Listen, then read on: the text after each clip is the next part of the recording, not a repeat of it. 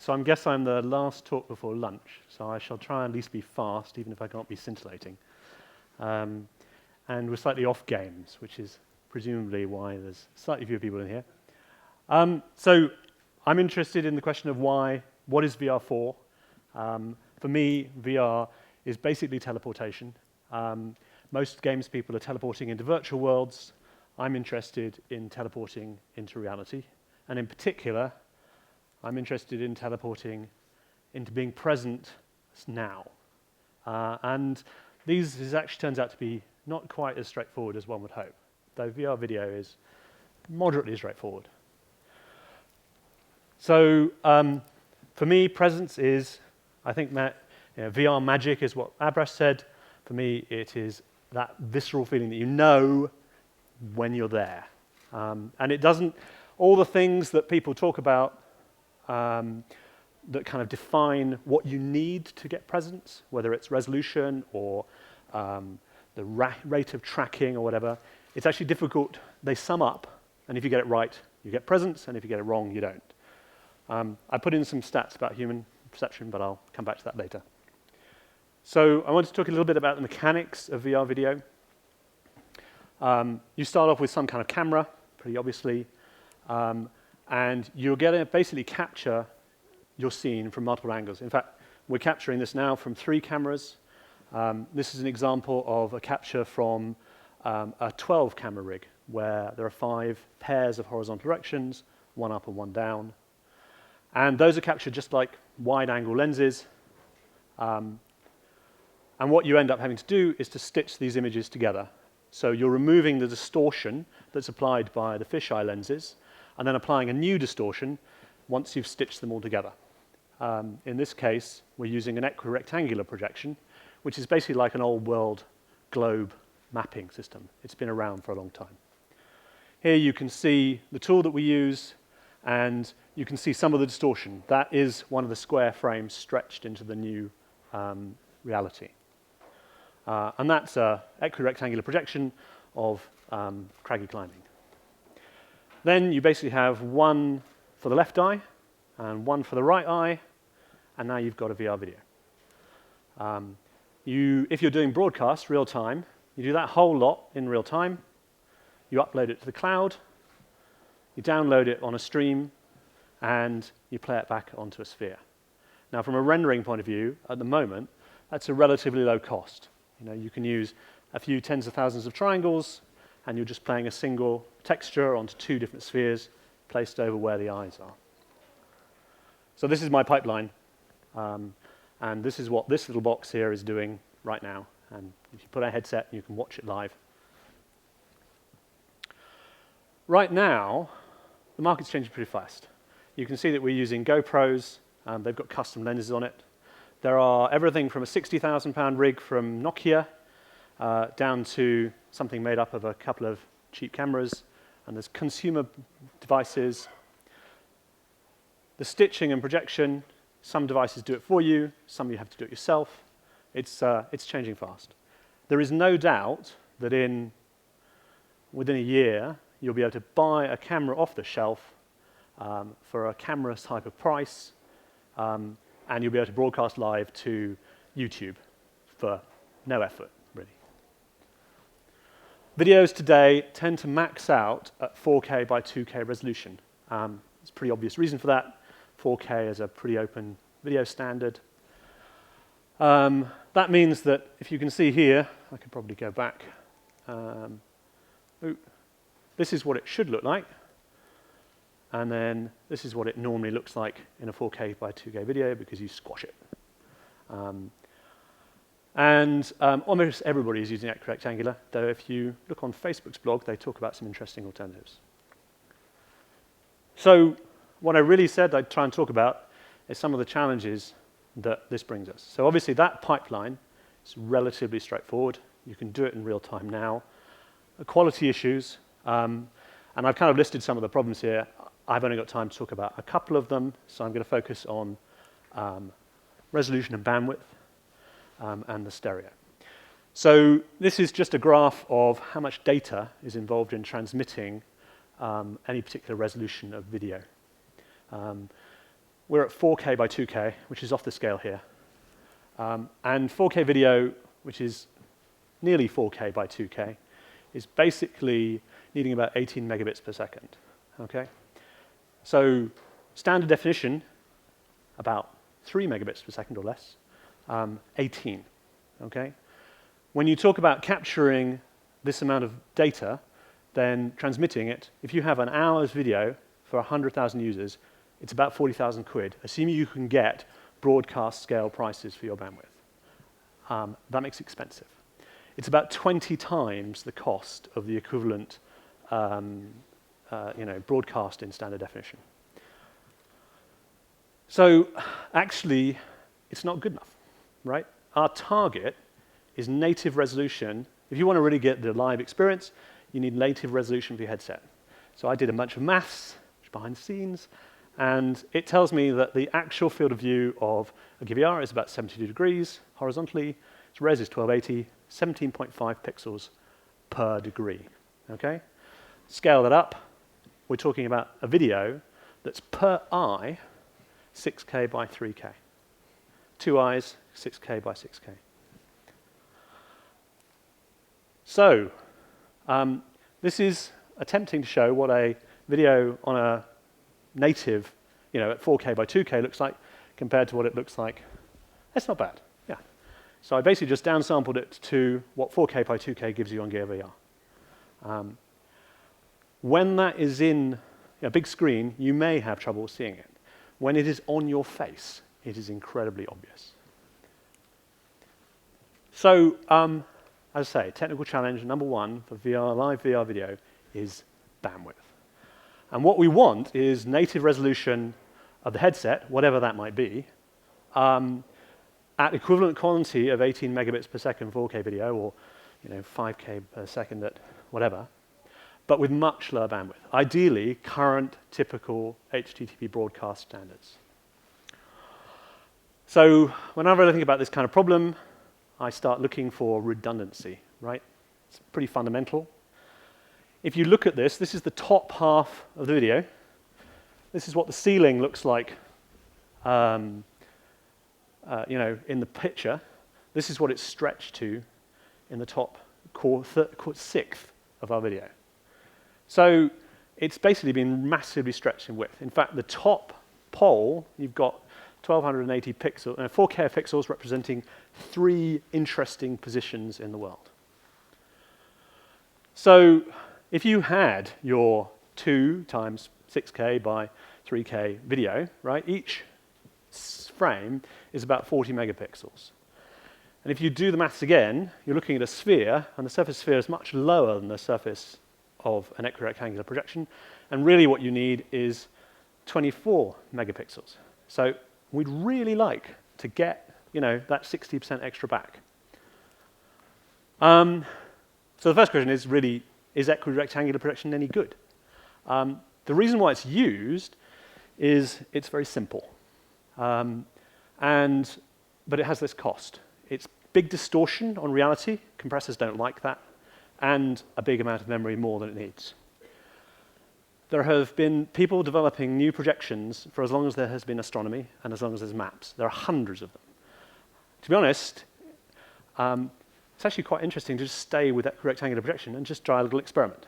So one of the things I tried very early on was you take the top and the bottom off. You know that they're too high res. You halve their width and you stick them on top. Suddenly you've got 34 megapixels instead of 41 megapixels for a single frame of your video. So that's a big win, right? Halfway to the ideal number of pixels. So the general lesson here is that you can divide your world up and you can make decisions about what's interesting and what resolution you want to show it at. So I have here a very slightly compressed version of something that we tried, which is we took our original 4K by 4K video, we divided it up into multiple regions. We really, really don't care about down. It shows the camera stand, right? To be honest, most people don't really care about up. Up a little bit, yes. Up a lot, no. And most people are sitting down when they watch our videos, so it's a bit less important to look behind. So we chopped the world up, and here's our reduced version. And that packing knocks us down by about, I think it's 37.5%. So to about 37.5% of what you start with. So there are a whole lot of opportunities here for looking for further redundancies. This is a kind of pretty simple example of how you might interpret shit. But there's lots of redundancy between the left and right eye. The viewer cares, as I mentioned, about some directions far more than others.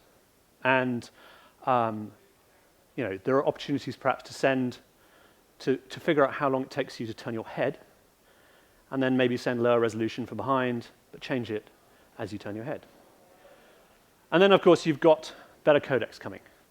We're all looking forward to H.265 to become a reality. At the moment, my experience is if you can spend twice as much CPU time, you can halve the limit.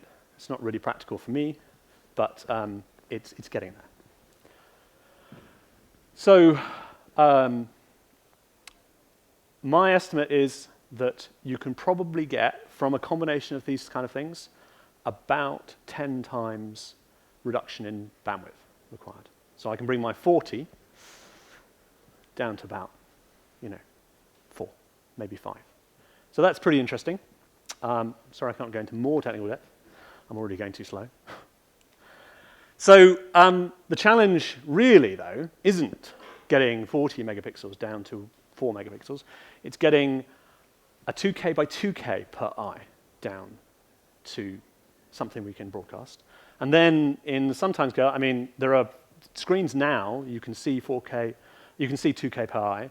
Within, I don't know, I'm guessing 3 years, they'll be in the market in a major way. And probably in 5 years' time, we'll be up to 4K by 4K. Because to hit human vision, and it's not just human vision, it's what I experience every day when I sit in front of my 55-inch TV at 2 meters is 60 pixels per degree, right? So to get the same experience in VR, we actually need at least 8K by 8K. So that's going to be interesting. Maybe rendering is the right answer. So, second challenge, 3D vision. I'm going to try and go even faster on this one. So, we have our 3D from a video per eye, basically. The parallax comes from separating the cameras, and you get a big win. There is a much more greater, stronger sense of presence from having 3D video than from having 2D. You can, wave at it, and it feels like it might be there. And it's almost worth sacrificing the quality by halving the height. In fact, many people do. What you're basically doing is replacing your eyes by cameras and, drawing a left and right eye. Then you basically rotate those pairs of cameras around. This is a picture of Samsung's Beyond camera from above. And if you've got sufficient cameras, then you end up with a bunch of stereo pairs, and then you stitch them all left and right together, and you're done. So then you have holograms of real things. And as I say, it is definitely a big win. And it does create convincing sets of depth, and it does increase your sense of presence. But there's a few little tiny problems that are maybe stopping me from having the real feeling of teleportation. So the first thing to note is that my stereo pairs are all horizontal, right? I've got no stereo up. If I stick 2 cameras up, well, then that's fine as long as I only look up when I'm standing this way or this way. But if I turn this way and look up, actually I'm rotated compared to the stereo pairs, and that is the same problem I'm going to talk about in a minute.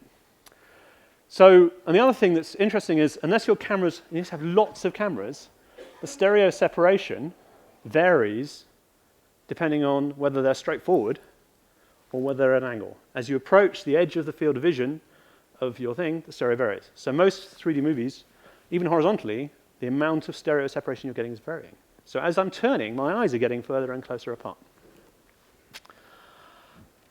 I'm not going to try and explain this. It's interesting to look up toe-in. Basically, simply put, when I focus on this camera, my eyes are facing together. My cameras are facing that way. This is different. the difference is not ideal from a human experience point of view. Actually, this affects all VR at the moment, even rendered VR. And then the camera is in a fixed position, right? So what does that mean? That means that classically, if I move within my 3D environment, my real environment, my camera doesn't change. So, well, yes, somewhere on this scale of vomit, basically. And similarly, if I start rotating my head, I'm going to have interesting problems because my eyes are still being displaced. So, truth is, the camera position is fixed, the roll is fixed, the IPD is fixed, and it's all perfect when your eyes are aligned with cameras, which is not so good at other times. So you can do more you can have more cameras, 16, for example, and then do some clever processing, which currently is offline, and that you can improve on all of those 3D things, but it's still static. So we need more information, right? And this is where, I mean, I'm a 3D graphics guy, I'm a lighting guy from background, so this is actually where I get kind of even more interested. So here we have a couple of cameras taking the same thing. You can generate a depth map. Depth map lets you know the geometry of your scene to some extent. If you know the geometry of your scene to some extent, then maybe you can reconstruct some of those things that you didn't have and still play a video. This is an example of the reconstruction of a big building using point rendering from a point cloud of depth data, basically. Lots of holes, so that's an interesting problem in itself. Is this practical? Well, right now, there are plenty of solutions for extracting depth information from static cameras, as long as you've got tons of time. And very, very precisely calibrated cameras. Doing it in real time, it's also being done, but it's mostly by the motion capture type of suite environment. So basically, you can capture in real time, but you're going to have your cameras facing inwards, and you're going to have lots of them, and they're going to have to be very fast. So what is really interesting at the moment is sometimes you can combine those two technologies. So you scan your physical environment, you end up with a known set of depth, and then maybe you can project your video onto it in real time to take care of your lighting and make that real, and you can then capture your people and moving things in real time. So that's probably practical-ish now. There's some interesting things being done by Microsoft on their HoloLens, and ATI I mentioned, who are really doing the kind of multiple cameras on a single person. One of the problems is that if you're reconstructing views, is lighting, right? Lighting varies quite rapidly when it's specular, and almost everything, even carpet, is slightly specular. So we tend to notice when it's wrong. Wow, okay, I got through with 5 minutes to spare. So my question to myself was, when do I think teleportation is going to be possible with VR? I want to be able to stick a bunch of cameras down in this auditorium, and then I want you to be able to, at the very least, sit down and be able to move your head and rotate it, and it's all going to look perfect as if you're there. And ideally, I'm going to walk. Is it 2021? I see someone shaking their head. I don't know. Certainly, the bandwidth is going to be a challenge, but we're going to have to find very clever ways of compressing that data and inferring things about it instead of transmitting it directly to get there. And I'm done.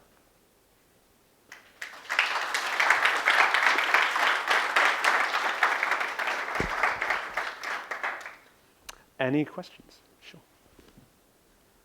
Very practical question. Very interesting.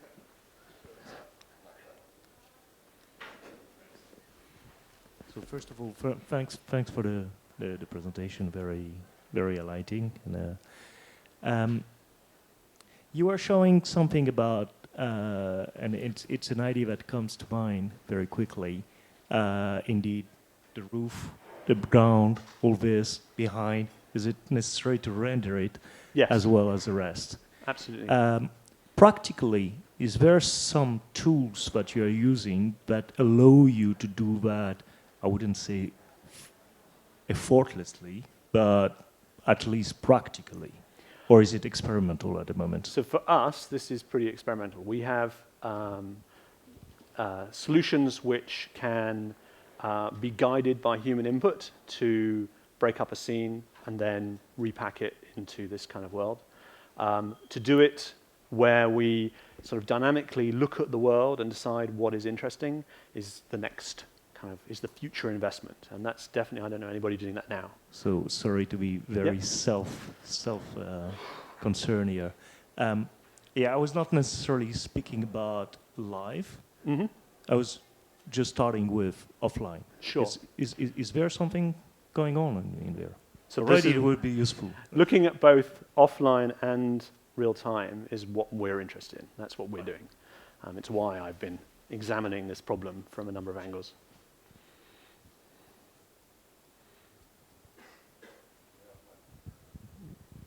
Hi. I wonder, you were talking about anticipating maybe a few years away or even at the end of this year there being consumer devices, or you started saying the cameras that might stitch and stream at the price of a reasonable camera, and I agree with you.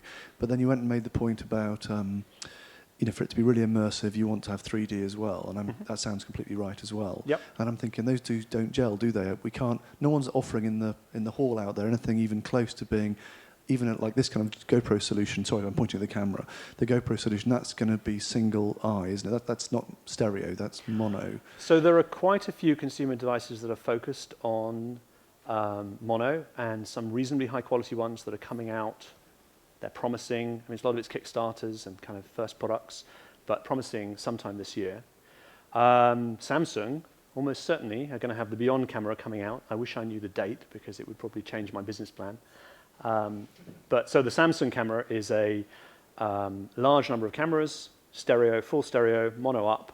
You can plug it into your pipeline, and I haven't seen the product, so I don't know, but I'm going to assume they've solved the stitching problem. So that's going to be lots of pairs of lenses. I guess. I can flip back because they've done photos of it. Sorry, it's the beginning. Yeah, go ahead and ask. I'll get there in the end. So this thing on the left, it's got something like 8 horizontal, or maybe 12 horizontal, maybe 12 horizontal, 8, and then one up and one down, basically. Thank you. There is the Giraffe. I was surprised to see it here. Sorry. Yeah, you're lucky enough that there is an example outside of the gyroptic, which is a very cool little thing. And I was surprised to see it because it's a Kickstarter, and we were supposed to start shipping in April, and I'm waiting for mine. But it's outside. You can see it, and it's doing. They are struggling with it a little bit, but they are doing stitching on the camera, which is a massive advantage, and streaming. Definitely be taking a look myself. 500. I think we're going to have to. We'll stop today. We're going to be whisked off to lunch.